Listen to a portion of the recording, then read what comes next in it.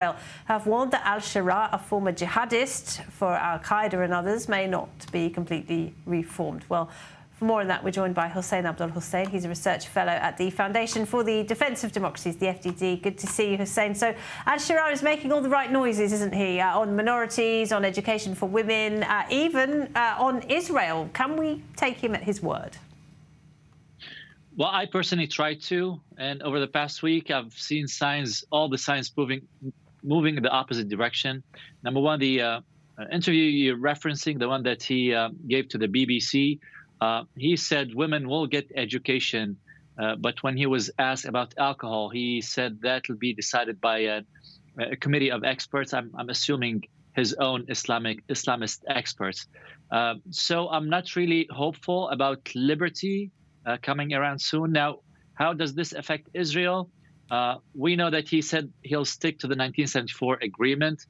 I think truce is what Islamist organizations love the most. Over the past 20 years, we've seen Hamas propose some sort of truce or another with Israel.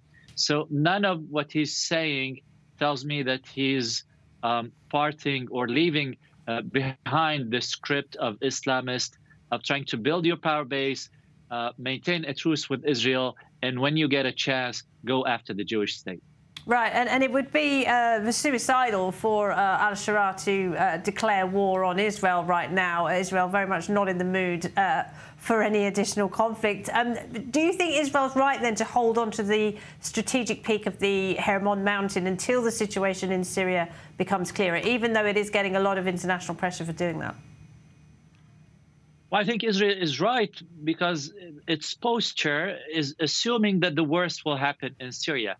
Now, the rest of the world does not share a border with Syria, so, they might say whatever they want. But in the case of Israel, they had to take out the arsenal of al-Assad so that it wouldn't fall in the hands of either Hezbollah or HTS and Al-Sharaa.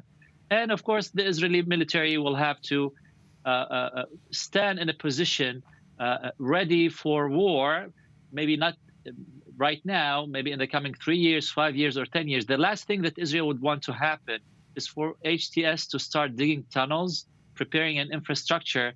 From now until a few years, we will see HTS ready to go to war. So this is something Israel is trying to prevent, and rightly so.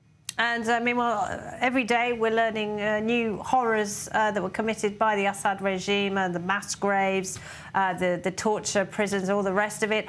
I mean, moving forward, do you think there will have to be some kind of truth and reconciliation process in Syria? And do you think Al-Sharaa and his allies will be the people to lead that? Well, this is, if they go to court and if they try to take Assad to court, then Sharaa has American blood on his hand, Iraqi blood on his hand, and Syrian blood on his hand. So unless they hit the reset button, I don't see this, getting to a settlement for everyone. So they have to hit the reset. Now, the question is who hits this reset? Because we have seen Sharaa calling on everyone to surrender their arms, all the militias to surrender their arms.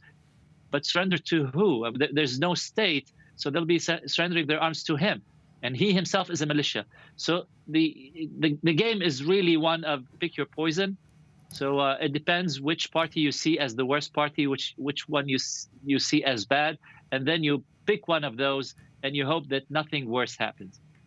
The former Syrian opposition, of course, is strongly supported by Turkey. Is there a risk, Hussain, that Syria has traded Russia and Iran's patronage for Turkey's? Well, I think Turkey will be the patron, and not Turkey alone. I think Qatar and Doha will be on board. They are closer to Sharaa. Turkey has another bunch of opposition, but they are on board together. Now, what was really interesting to me watching Syria is that the old outfit, the globally recognized Syrian opposition, was not allowed to get back to Damascus as a council. So this coalition was prevented by Sharaa himself. So even the opposition that was mixed and that had, everyone was represented, even that is not accepted in the new Syria. So I'm thinking we will see Qatar as holding the biggest influence. And right after after that Turkey. And of course, Turkey's interest is to go after the Kurds in the east, the northeast. So I don't see any other countries really having leverage. If there is civil war, if HTS fails to hold the ground in Syria, then expect Iran to come back, because the Iran regime thrives in civil wars, and it will do its best to rearm Hezbollah and get back into Syria.